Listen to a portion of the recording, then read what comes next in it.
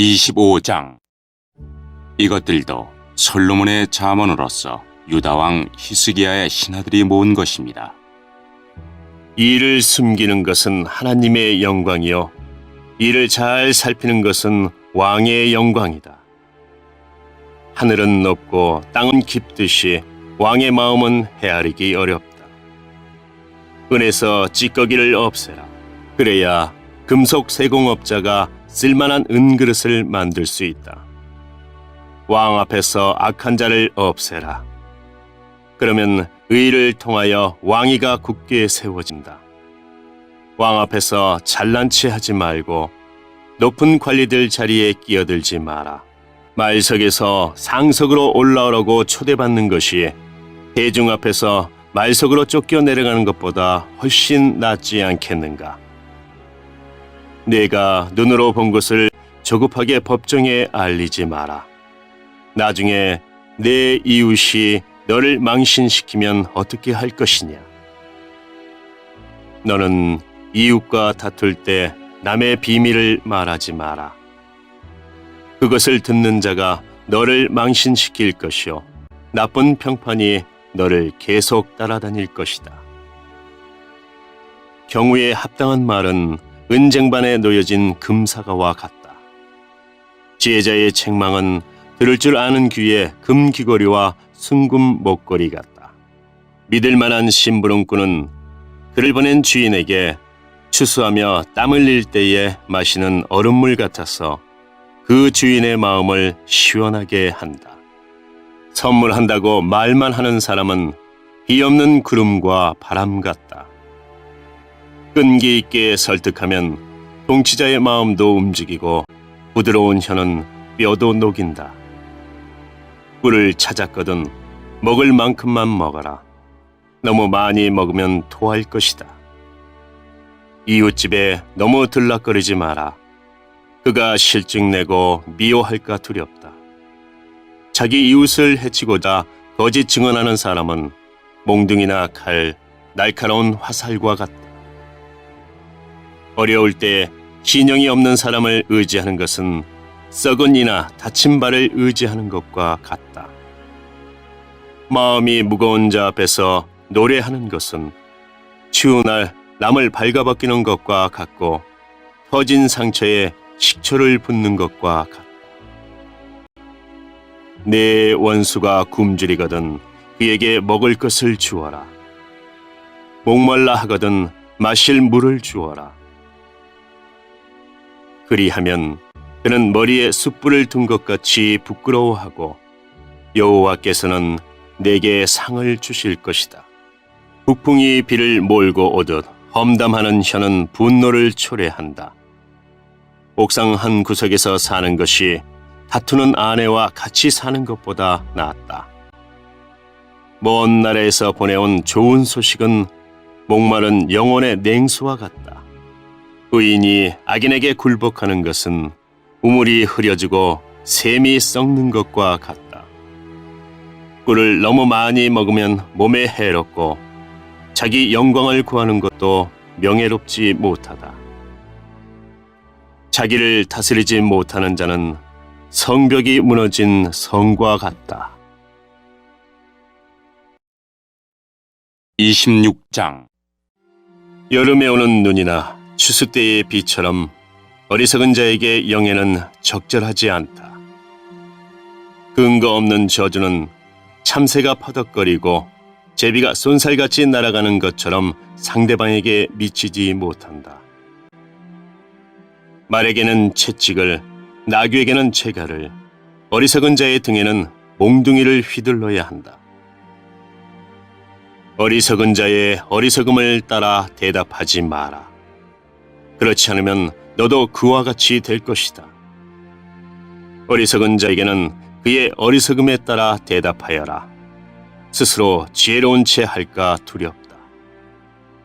어리석은 자를 시켜 편지를 전하는 것은 자기 발을 자르고 극약을 마시는 것과 같다. 어리석은 자들이 잠언을 말하는 것은 다리 저는 사람의 다리와 같다. 어리석은 자에게 영예를 주는 것은 마치 물매에 돌을 매다는 것과 같다. 어리석은 자들이 잠언을 말하는 것은 술 취한 자가 가시나무를 휘두르는 격이다. 미련한 자나 지나가는 자를 품꾼으로 부리는 자는 활을 마구 쏘는 궁수와 같다.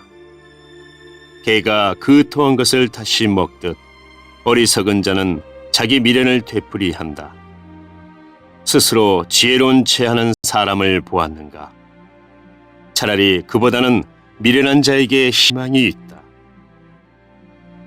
게으른 자는 사나운 사자가 길에 있으니 가지 않겠다고 말한다.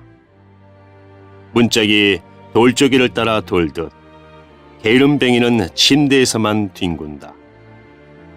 게으른 자는 자기 손을 밥그릇에 갖다 대고도 입에 넣을 생각을 안 한다.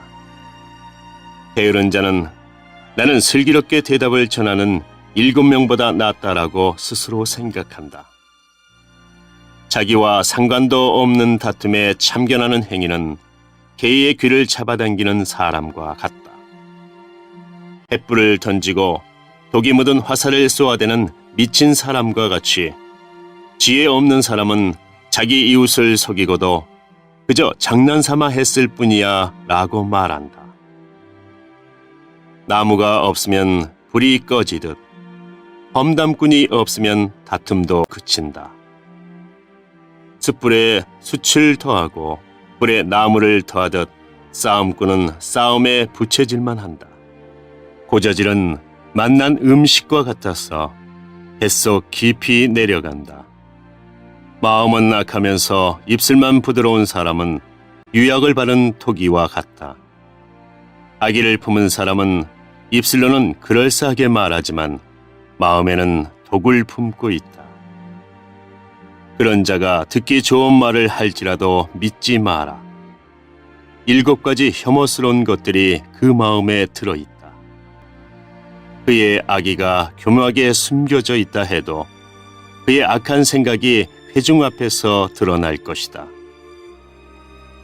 함정을 파는 자는 자신이 그곳에 빠질 것이요 돌을 굴리는 자는 그 돌에 치일 것이다.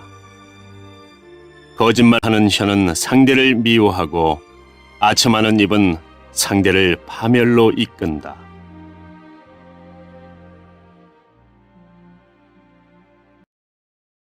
(27장) 내일을 자랑하지 마라.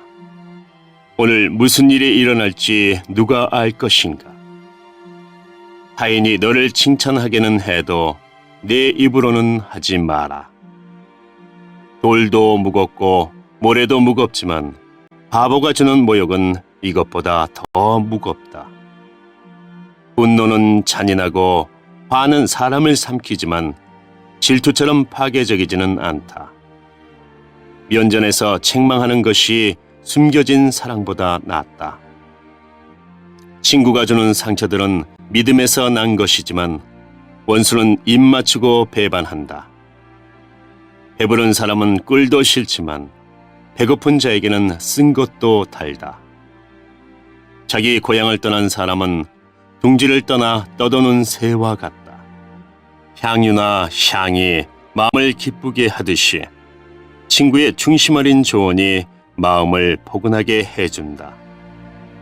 너의 친구든지 아버지의 친구든지 아무도 버리지 말며 위급할 때 형제의 집에 가지 마라. 가까운 이웃이 멀리 있는 형제보다 낫다. 내 아들아, 부디 지혜를 깨우쳐서 내 마음을 기쁘게 해다오. 그리하면 나를 경멸하는 자에게 내가 할 말이 있을 것이다.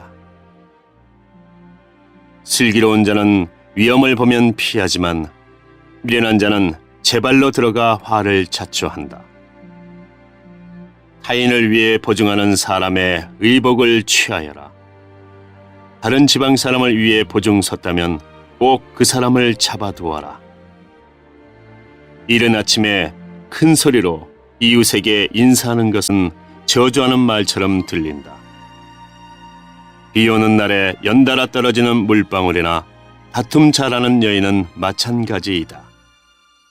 그런 여자를 다스리는 것은 손바닥으로 태풍을 막으려는 것과 같고 손으로 기름을 움켜 잡으려는 것과 같다. 쇠는 쇠에 갈아야 날카롭게 되듯이 사람은 사람에게 부딪혀야 다듬어진다. 무화과 나무를 재배하는 자는 그 열매를 먹고 자기 주인을 잘 섬기는 자는 영예를 얻는다. 얼굴이 물에 비치듯 사람의 마음도 다른 사람에게 비친다. 무덤과 죽음이 만족하는 법이 없듯이 사람의 눈도 만족할 줄을 모른다. 도관이 풀무로 금을 연단하듯 사람은 칭찬을 통해 시험을 받는다. 미련한 사람을 절구에 넣고 공의로 곡식 찢듯 찧어도 그의 미련은 벗겨지지 않는다. 내 양떼의 형편을 잘 살피고 내 소떼도 잘 돌봐라. 재물은 오래가지 않고 면류관은 대대로 물려지지 않는다. 풀을 베면 다시 싹이 나니 언덕 여기저기에서 꼴을 얻을 수 있다. 양떼는 옷 지을 터를 주고 염소 떼는 밭을 살만한 돈을 준다. 염소 젖은 넉넉하여 너와 네 가족, 너의 여종들이 모두 먹고도 남을 것이다.